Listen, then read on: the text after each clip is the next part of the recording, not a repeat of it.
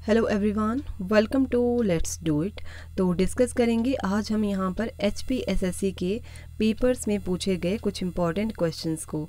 और जितने भी क्वेश्चन हम यहाँ पर डिस्कस करने वाले हैं कि आपके आने वाले HPSSC के हर एक एग्ज़ाम में आपको काफ़ी ज़्यादा हेल्प करने वाले हैं। तो अगर आप HPSSC के रिगार्डिंग किसी भी एग्ज़ाम की प्रेपरेशन कर रहे हो तो उसमें ये क्वेश्चंस आपके लिए काफ़ी ज़्यादा हेल्पफुल साबित हो जाएंगे। तो HPSSC का कोई भी एग्ज़ाम जिसमें कि GK सेक्शन पूछा जा रहा हो उसमें ये क्वेश्चन आपके लिए काफ़ी ज़्यादा हेल्पफुल साबित हो जाएंगे। सो चलिए स्टार्ट करते हैं। तो क्वेश्चन हमारे पास है, in Indian polity which one is supreme? भारतीय राजनीति में कौन सबसे सर्वोच्च है? तो आई थिंक इस क्वेश्चन को हमने अपनी प्रीवियस वीडियो में भी डिस्कस कर लिया है। तो देखिए इस क्वेश्चन का राइट आंसर जो है वो है संविधान। ऑप्शन डी इसका करेक्ट आंसर है। भारतीय राजनीति में सर्वोच्च जो है वो है संविधान। बाकी संविधान की अगर हम बात करें तो भारत देश का जो संविधान है हमने अपने देश के संविधान को अलग अलग देशों के संविधान से लिया हुआ है। जिसके साथ अगर हम बात करें कि फंडामेंटल राइट जो हैं ये हमने किस देश के संविधान से लिए हैं, तो ये हमने लिए हैं अमेरिका के संविधान से। इसी के साथ में अगर हम बात करें फंडामेंटल ड्यूटीज़ की कि हमने जो है फंडामेंटल ड्यूटीज़ यानी कि मौलिक कर्तव्य जो हैं किस देश के संविधान से लिए हैं, तो ये हमने लिए हैं रूस के संविधान से। और अगर हम बात करें DPSP की यानी कि directive principles of state policy, ये हमने किस देश के संविधान से लिए हैं, तो इन्हें हमने लिया है आयरलैंड के संविधान से। तो ये कुछ पॉइंट्स बन जाते हैं इस क्वेश्चन के रिगार्डिंग जो कि काफ़ी इंपॉर्टेंट है और एग्ज़ाम में इनसे रिलेटेड क्वेश्चन जो हैं वो काफ़ी बार बन जाते हैं। तो आपको इन पॉइंट्स को भी जो है ध्यान में रखना है।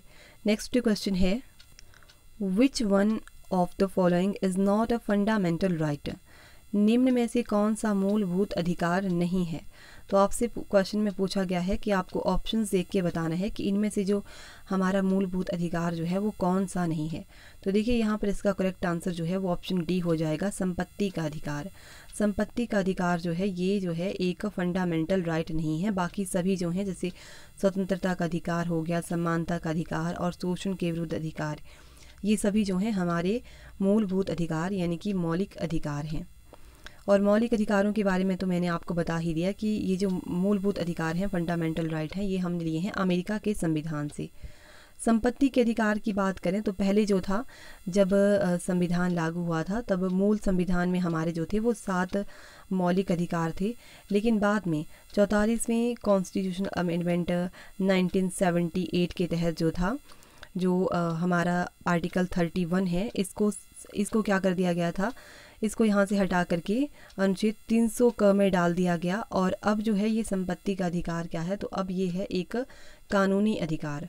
तो क्वेश्चन आपसे इस तरह से भी पूछ सकते हैं कि संपत्ति का अधिकार जो है वो किस तरह का अधिकार है, तो वो एक कानूनी अधिकार है ना कि मौलिक अधिकार है। तो ये भी आपको पॉइंट ध्यान में रखना है। और इसी के साथ अगर हम यहाँ पर बात करें कि जो हमारे मौलिक अधिकार हैं इनका भारतीय संविधान के किस भाग में वर्णन किया गया है, तो मौलिक अधिकारों का भारतीय संविधान के भाग 3 में वर्णन किया गया है। अनुच्छेद 12 से लेकर के 35 तक मौलिक अधिकारों का वर्णन है। और देखिए मौलिक अधिकार जो हैं इन्हें मैग्ना कार्टा के नाम से भी जाना जाता है, तो ये पॉइंट भी आपको ध्यान में रखना है। नेक्स्ट क्वेश्चन की बात करते हैं, a presidential ordinance can remain in force for? राष्ट्रपति के अध्यादेश लागू रह सकते हैं। तो राष्ट्रपति जो है ये जो भी अध्यादेश लागू करता है ये 6 मंथ तक के लिए लागू रह सकते हैं। सो ऑप्शन बी यहाँ पर इसका जो है ये करेक्ट आंसर हो जाएगा। बाकी इसी के साथ अगर हम बात करें कि राष्ट्रपति जो होता है इसकी अध्यादेश जारी करने की शक्ति का वर्णन भारतीय संविधान के किस अनुच्छेद में किया गया है, तो राष्ट्रपति की अध्यादेश जारी करने की शक्ति का वर्णन जो है भारतीय संविधान के अनुच्छेद 123 में किया गया है। और देखिए राष्ट्रपति जो होता है, प्रेसिडेंट जो होता है, ये देश का संवैधानिक प्रधान होता है और देश का प्रथम नागरिक जो होता है इसी को ही हम कहते हैं। और इस क्वेश्चन को आपके एग्ज़ाम में भी काफ़ी बार पूछते हैं। इसी के साथ में आपको ध्यान में रखना है कि राष्ट्रपति बनने की योग्यता क्या होती है, तो वो होती है 35 ईयर्स। ये पॉइंट भी आपको ध्यान में रखना है। और अगर हम बात करें कि राष्ट्रपति के ऊपर महाभियोग जो है भारतीय संविधान के किस अनुच्छेद के तहत लगाया जाता है, तो महाभियोग जो है इसे जो है अनुच्छेद 61 के तहत लगाया जाता है। या हम कह सकते हैं कि राष्ट्रपति के ऊपर महाभियोग की प्रक्रिया का वर्णन जो है वो भारतीय संविधान के अनुच्छेद 61 में किया गया है। अच्छा, कमेंट बॉक्स में बताना कि आर्टिकल 143 जो है इसमें किस चीज़ का वर्णन किया गया है। अनुच्छेद 143 जो है ये किसे बताता है। और इसी के साथ राष्ट्रपति से संबंधित एक और आर्टिकल है जो है 72 जो है इसमें क्षमादान की शक्ति का वर्णन किया गया है। तो ये पॉइंट भी आपको ध्यान में रखने हैं। नेक्स्ट क्वेश्चन है, controller and auditor general of India is a friend and guide of. Bharat के कंट्रोलर और ऑडिटर जनरल डैश के मित्र और मार्गदर्शक हैं। तो देखिए, कंट्रोलर एंड ऑडिटर जनरल जो होते हैं इन्हें हम हिंदी में कहते हैं नियंत्रक और महालेखा परीक्षक। तो नियंत्रक और महालेखा परीक्षक जो होता है ये लोक लेखा समिति यानी कि पब्लिक अकाउंट कमेटी जो होती है इसके मित्र और मार्गदर्शक होते हैं। सो ऑप्शन सी यहाँ पर इसका करेक्ट हो जाएगा। बाकी अगर हम यहाँ पर बात करें controller and auditor general of India की, अगर आपसे पूछें कि कंट्रोलर एंड ऑडिटर जनरल जो होते हैं इनकी नियुक्ति कौन करता है, तो वो करते हैं राष्ट्रपति। राष्ट्रपति जो होते हैं ये नियुक्ति करते हैं। और पद की अवधि पूछें इनकी कि इनके पद की अवधि कितनी होती है, तो ये होती है 6 ईयर से लेकर के 65 वर्ष तक की आयु, 65 आयु तक, यानी कि 6 ईयर इनका टाइम पीरियड रहता है 65 वर्ष की आयु तक। और ये जो होते हैं controller and auditor general of India, इन्हें हम सार्वजनिक धन का संरक्षक के नाम से भी जानते हैं। तो ये पॉइंट भी आपको ध्यान में रखना है। नेक्स्ट क्वेश्चन है, Japan parliament is known as, Japan की संसद को कहते हैं। तो जापान की संसद को हम क्या कहते हैं, इसे हम कहते हैं सोरा। तो ऑप्शन ए यहाँ पर इसका करेक्ट आंसर है। और इसी के साथ अगर हम बात करें ऑप्शन बी की यानी कि युआन की, युआन जो है ये किस देश की संसद का नाम है, तो ये जो है ये चाइना की संसद का नाम है। चीन की संसद का नाम जो है वो ये है युआन। सॉरी, मैंने आपको इसका गलत आंसर बता दिया। अब सोरा जो है ये अफ़गानिस्तान की संसद का नाम है और डाइट जो है ये है जापान की संसद का नाम। तो इसे आप करेक्ट कर लेना। जापान की संसद जो है ये है डाइट और सोरा जो है ये अफ़गानिस्तान की संसद का नाम है और युआन जो है ये चाइना की संसद का नाम है। नेक्स्ट क्वेश्चन है, who is the chairman of Rajya Sabha. Rajya Sabha के अध्यक्ष कौन है। तो राज्यसभा के अध्यक्ष जो हैं वो कौन होते हैं, ये होते हैं the vice president of India, Bharat के उपराष्ट्रपति। ऑप्शन बी यहाँ पर इसका करेक्ट हो जाएगा। तो यहाँ पर अगर हम बात करें राज्यसभा की, देखिए राज्यसभा जो होता है ये उच्च सदन होता है। क्या होता है, एक उच्च सदन है राज्यसभा और इसे हम स्थायी सदन भी कहते हैं राज्यसभा को। तो ये क्वेश्चन भी आपसे पूछते हैं कि स्थायी सदन किसे कहते हैं, तो ये राज्यसभा को कहते हैं। और राज्यसभा के सदस्यों का अगर कार्यकाल आपसे पूछें तो वो होता है 6 ईयर का। 6 ईयर जो होता है राज्यसभा के सदस्यों का कार्यकाल होता है। अच्छा, कमेंट बॉक्स में बताना कि राज्यसभा के जो प्रथम उपसभापति थे वो कौन थे, राज्यसभा के प्रथम उपसभापति।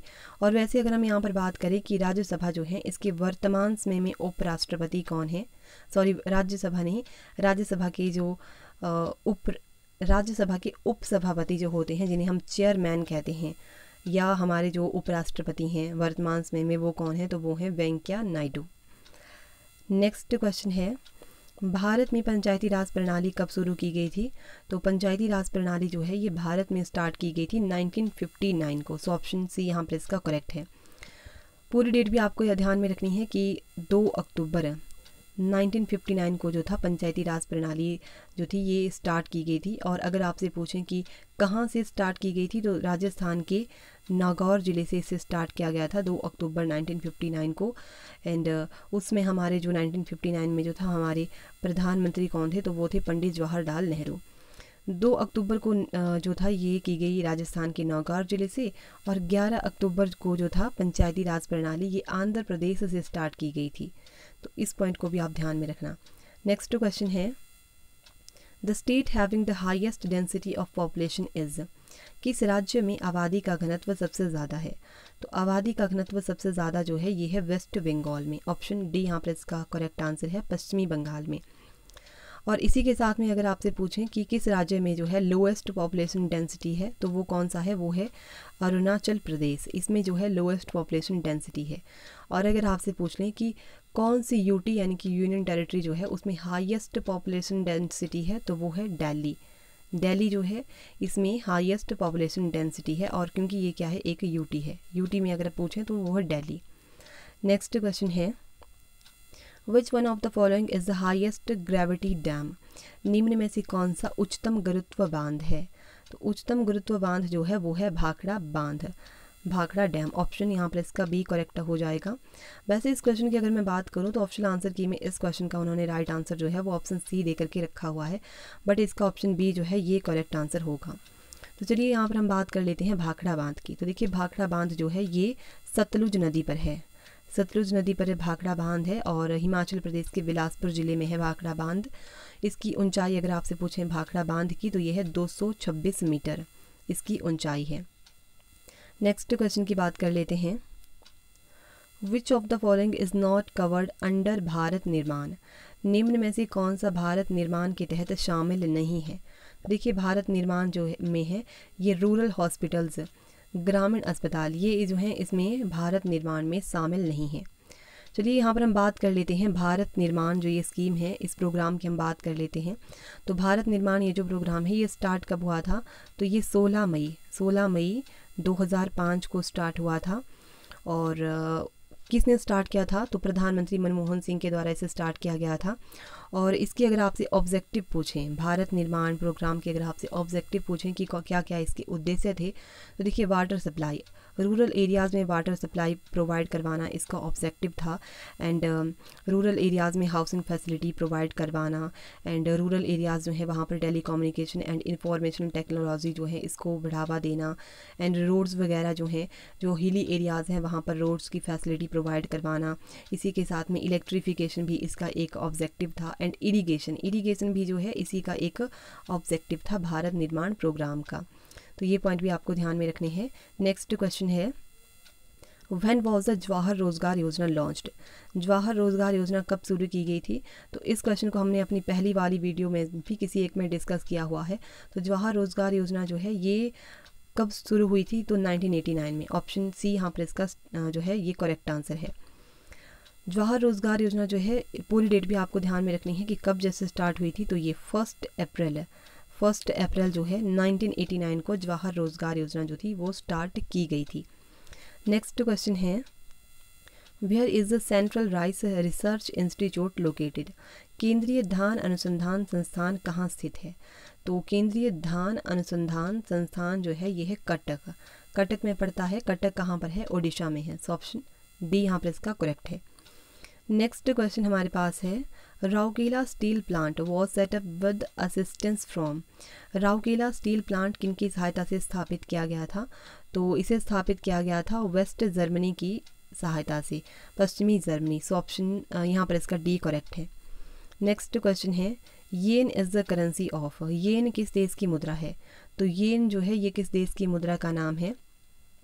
तो येन जो है ये जापान की मुद्रा है येन, जो कि ऑप्शन में नहीं है। बाकी यहाँ पर अगर हम बात करें कि चीन की मुद्रा जो है वो कौन है, तो वो है रेन मिनबी जो है ये चीन की मुद्रा का नाम है। और यहाँ पर उत्तरी कोरिया की अगर हम बात करें, उत्तरी कोरिया की करेंसी जो है वो है उत्तरी कोरियाई वॉन। और दक्षिणी कोरिया की करेंसी की अगर हम बात करें तो वो होगी दक्षिणी कोरियाई वॉन। और यहाँ पर ताइवान की अगर हम बात करें तो ताइवान की करेंसी है न्यू ताइवानी डॉलर।